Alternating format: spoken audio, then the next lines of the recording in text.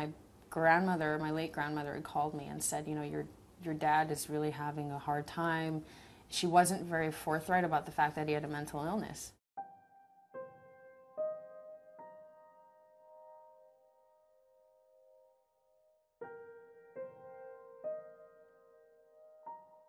When I saw him, he was on the street. So I got out of the car and I saw him standing in that corner. You know, I didn't want to run up to him, so I sort of stayed back and watched him for a little while, and that feeling of seeing him standing by himself and completely lost, I didn't know what to expect when I approached him. There were people that were just walking around him, and it's this scene of like chaos, where it's just this one really helpless individual, and it could have been anybody really, but it, you know, that feeling of looking at him and going, that's my dad. When I walked up to him and I called out to him and he didn't respond, there was a woman who came up to me and she said, don't even bother trying. He's been standing there for days. That's what he does. And that was this intensity, this feeling like I just, you know, it was this anger. I wanted to yell at her. Because she, I mean, you know, she didn't know that I was his daughter. Of course not. And walking away was always the hardest part. Knowing that, you know, whatever brief moment that we had, this window of an opportunity where I'd hoped that I could somehow get him to agree to get help, and he wouldn't respond to me, he wouldn't look up at me, he wouldn't, nothing. And it's like, what can you do? This is the street where I would come. I'd usually grab some food and I would find him here every night. He would always have a bunch of boxes in front of him, and usually he was kind of curled in a fetal position, and I would approach him here. It's a really small space too.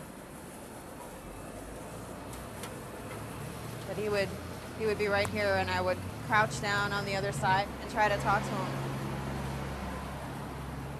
This is where my dad slept. So for 2 years, I would see him, I would drive to work and I would see him in the corner of the street. After my kids would go to bed, I would make the drive down and find him in the corner. And I would sit there and try to talk to him and ask him and say, Dad, are you willing to get help? Can you get up? Can we go now? Can we get some help for you? And he just wouldn't say anything. He wouldn't even look into my eyes. I wanted to stay there and see him, but it was sometimes just too raw for me to look at him like this. And so having that camera and lifting it to my face and kind of looking at the whole scene behind the lens, it sort of triggered a different way of looking at the situation.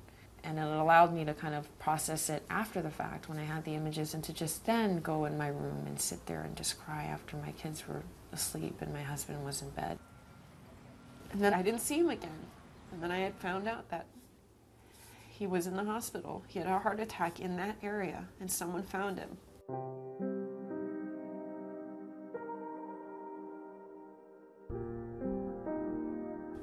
A year and a half, 2 years ago, my dad wasn't even there.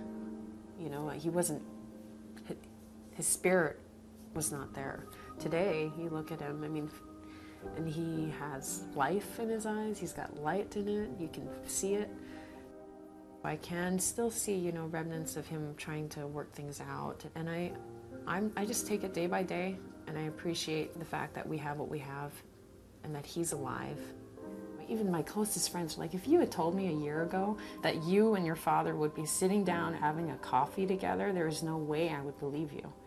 It's the fact that I held on to hope and he kept fighting, and finally, you know, our paths crossed for whatever reason again in my adult life and in his life.